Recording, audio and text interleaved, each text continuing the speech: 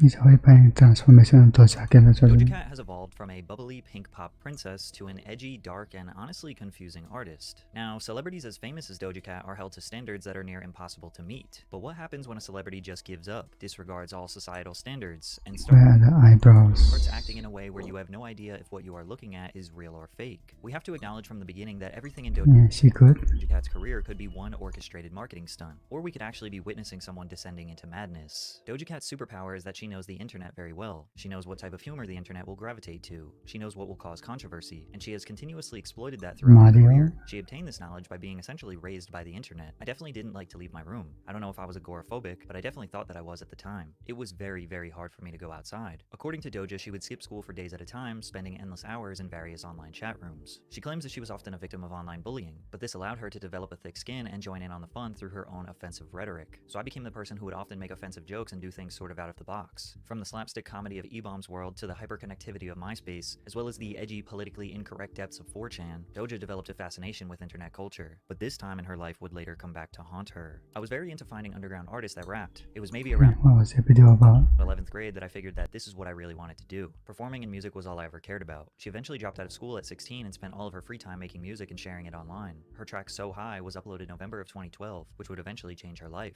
The only time Doja would leave her house was to network with other musicians in the underground LA scene. Verbies, a rapper, promoter, and radio host in LA, helped book Doja's first ever show at an event he founded dubbed the Banana Showcase. Be like, Your Highness, why you always buying that fly?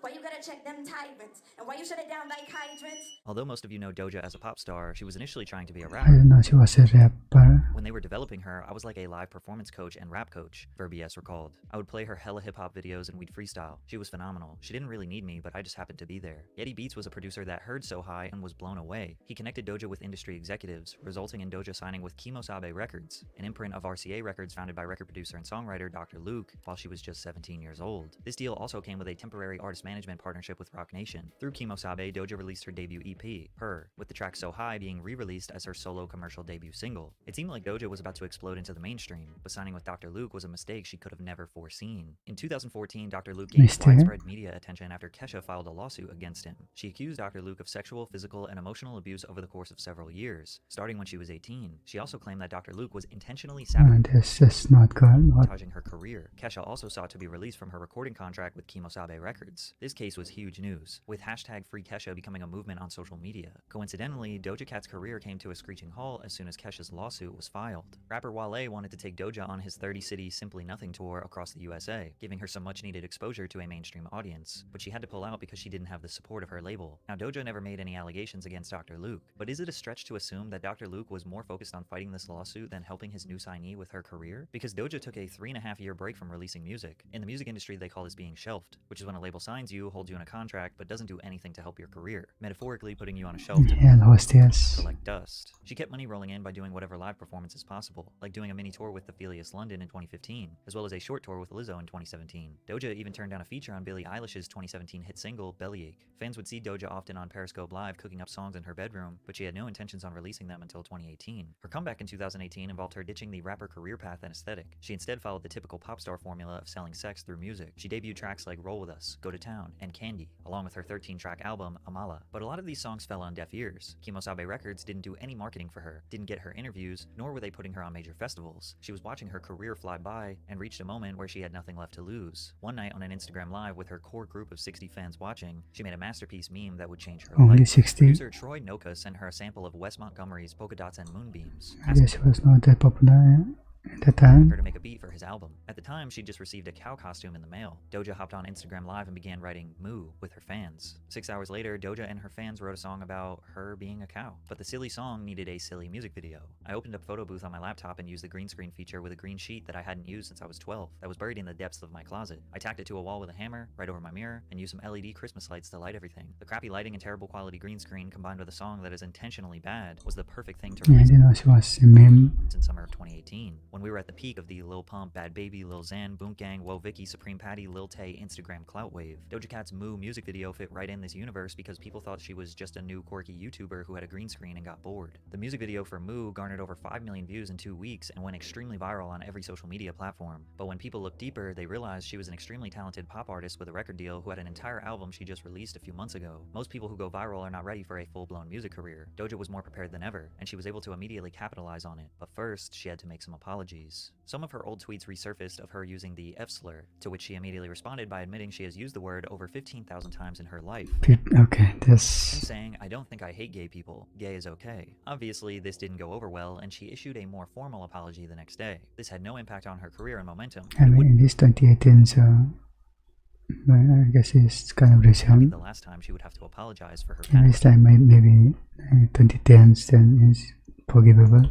Now that she went viral on her own, her label decided to support her. She embarked on a 23-city tour 1 month later and was finally getting interviews Here comes the popularity then. Billboard, Genius, and Vlad TV. She rolled out a big single alongside Rico Nasty called Tia Tamara, which maintained a lighthearted and fun approach to her music. Doja understood that fans loved the satire and goofiness of Moo, but she ultimately wanted to be taken seriously as a musician. A lot of artists that blow up off memes have a hard time being taken seriously, but the music industry was craving more female talent, and Doja was ready to fill that niche. Her debut single, Juicy, alongside Tyga, debuted at number 83 on the Hot 100, her first entry on the charts. It would eventually peak at number 43 due to various TikTok trends associated with the track. Her second studio album, Hot Pink, was an overtly girly, bubbly, sexy record that complemented her fun energy while still remaining professional. Say So wasn't rolled out as a single but sparked a dance trend on TikTok. All the biggest influencers like Charli D'Amelio and James Charles helped skyrocket this song. The popularity prompted a remix featuring Nicki Minaj. This is actually pretty good.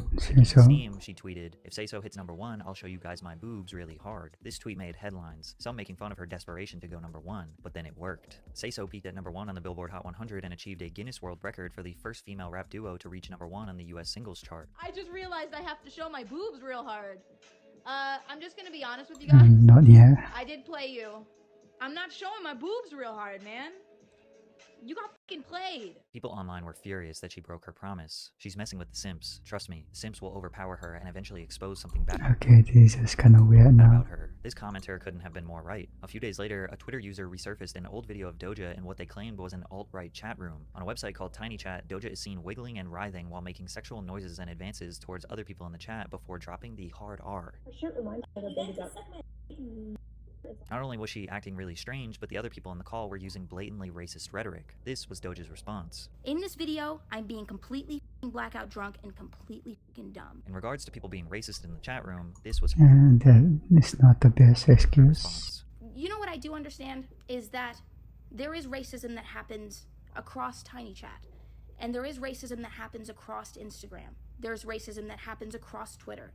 This happens everywhere. It just happens more on TinyChat because You just broadening the subject. it's not as monitored. When you see racist on TinyChat, it's because people aren't paying attention. I've seen it, and I know that I've been targeted by it, but the narrative that it's a white supremacist chat is completely incorrect. But it didn't stop there. Fans also discovered a 2015 song Doja recorded called Din Do Nuffin. Din Do Nuffin is a racist term that originated on POL, which is an abbreviation for politically incorrect, an anonymous board on 4chan dedicated to current events and political discussion. This board has a reputation as a breeding ground for fringe beliefs and unapologetically grotesque takes. The term Din Do Nuffin is derived from the phrase didn't do nothing, a plea of innocence often used in reference to unarmed black men killed by police. The term was used to mock and criticize the black community during the Black Lives Matter protests. Hashtags like DojaCat is over party and only clans began trending on Twitter. People believe that the chat room video and controversial song indicated a pattern of Doja's racist behavior. Not long after these conversations started, Doja issued a formal apology in which she acknowledged her involvement in the chat rooms, but also debunked the narrative that she's anti-black. She also jumped on an Instagram Live for 30 minutes where she gave a concise explanation. When I used it, it was because I was in chat rooms all the time, and I was kind of locked away, and I was always on there just dealing with people coming it's at me like left years and ago, right, so talking about whatever. different slanderous terms after another. The term that I used in the song is And one these things when come up when you're famous. that I learned that day. So people were calling me it left and right, and I used it in a song. And it was to kind of take back and just say f*** you to those people. But again, this would not be the last time Doja's internet past would come back to haunt her. Fortunately for Doja, her ever-growing list of accomplishments shined bright over any controversy she endured. Although her Hot Pink tour was postponed, she performed at the 2020 MTV Music Awards where she won the award for Best New Artist. Following performances on both The Tonight Show and Jimmy Kimmel Live, her feature on the album track Motive from Ariana Grande's 2020 album Positions peaked at number 32 on the Billboard Hot 100 chart, becoming both her highest debut and second ever top 40 entry. Later that year, Doja performed at the 2020 MTV Europe Music Awards where she won the award for Best New Act. She went on to win the New Artist of 2020 and New Artist of the Year at the 46th People's Choice Awards and the 2020 American Music Awards, respectively. Billboard ranked Doja Cat number 5 on both the Top New Artist of 2020 and Top Female Artist of 2020 charts. She ranked atop Rolling Stone's list of the 10 biggest breakthrough artists of 2020, following a 300% increase in her on-demand audio streams in the US. Forbes also named Doja one of the top breakout stars of 2020, while including her on the annual 30 Under 30 list. She was also nominated for 3 different awards at the 63rd Annual Grammys. In 2021, she continued to absolutely dominate. She toned down the bright, colorful costumes and pink-dyed hair for a muted, mature aesthetic. She released several hits, including Best Friend featuring Saweetie, 34+35 with Megan Thee Stallion and Ariana Grande, as well as Streets, all of which peaked within the top 20 on the Billboard Hot 100 chart. In the spring of 2021, Doja released Kiss Me More featuring SZA. This collaboration reached top 5 in 18 different countries, received critical acclaim, and captured Doja her first Grammy for Best Pop Duo/Group Performance. But with all the success, she claims she didn't enjoy it. I don't have any new music, like just have fun and like just jam. Yeah, And, didn't enjoy. like I haven't done that in maybe 5 years, feels like. Yeah, I made my album, put it out, but that's like a requirement. Like I have to make that. Like I had to make that album. It's easy to understand musicians can experience burnout due to demanding schedules, late-night performances, long rehearsals, frequent travel, repetitive interviews. There is an intense pressure to consistently deliver high-quality performances, whether in live settings or in the studio. Her saying she had to make her album led people to believe there was drama with her and Dr. Luke. Maybe she felt a lack of control over her career. Her saying that she hasn't made music for fun led people to believe her label wanted her to make formulaic pop music so they can bring in millions. This pressure, combined with the endless amount of scrutiny and negativity online, having to constantly apologize for wrongdoings, likely made Doja feel like this whole music industry is smoke and mirrors. Her potential descent into madness was beginning. Are you drinking water? In March of 2020, Doja traveled to Paraguay for their annual Asuncionico Festival, which was canceled upon arrival due to severe weather conditions which included flooding and thunderstorms. Doja's hotel location was leaked and fans, eager to see their favorite musician, piled up outside the hotel hoping for her to come out. Eventually, fans grew frustrated when Doja failed to acknowledge them, both in person and on social media. While fans aren't entitled to Doja's time outside of when she's scheduled to perform, her seemingly self-absorbed tweets the following day caused a justified uproar on social media. The next day, Doja checked out of her hotel and tweeted, "There was a storm in Paraguay, the show got canceled. When I left the next morning, there wasn't one person outside the hotel waiting for me." After a flurry of backlash, she said, "I don't give a," followed by, "This ain't for me, so I'm out. Y'all take care," before changing her Twitter name to I Quit. Her reaction to this situation that was totally out of her control either proves 1, she is legitimately sick and tired of the pressure of this industry, or 2, she is just a she's just crazy. childish brat ungrateful for her career. Doja's response to criticism has always been the same since day one. She would initially respond sarcastically, and when that response garnered more criticism, she'd finally take the situation seriously and issue a formal apology. However, the secondary apologies always felt insincere, since her genuine feelings toward the topic were always displayed during those initial responses, which brings us to our next controversy where she made a huge deal out of nothing. Doja DM'd Noah Schnapp, the 17-year-old star of Stranger Things, to get the attention of Joseph Quinn, another cast member who she had been lusting over on Twitter. Noah posted the DMs thinking it was a silly joke, only for Doja to get really angry about it. That Noah did that, like went and posted a private conversation between me and him, is so unbelievably like socially unaware and whack. Why the filter in this situation? You know what I mean? Like that's like borderline snake. That's like weasel.